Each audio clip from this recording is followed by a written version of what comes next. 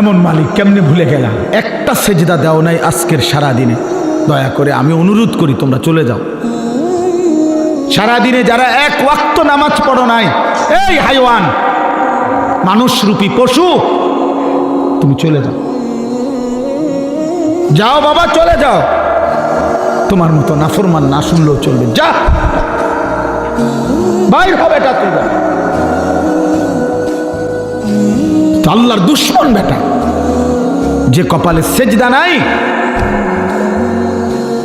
যে কপাল আল্লাহর সামনে নয় না, যে কপাল সেজদা দেয় না, তার চাইতে বড় গাদ্দার, তার চাইতে বড় গাদ্দার, তার চাইতে বড় গাদ্দার আসমানের নিচে জমিনের উপরে না।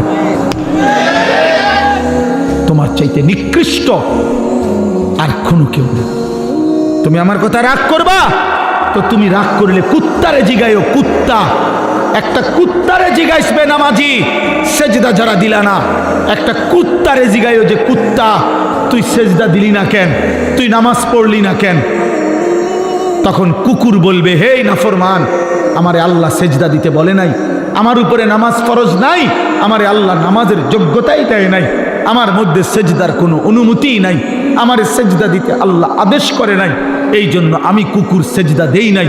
কিন্তু তুমি মানুষকে আল্লাহ সেজদা দিতে বলছে, এরপরও তুমি সেজদা দাও নাই, অতএব তুমি আমি কুত্তার চাইতে নিকৃষ্ট বেটা।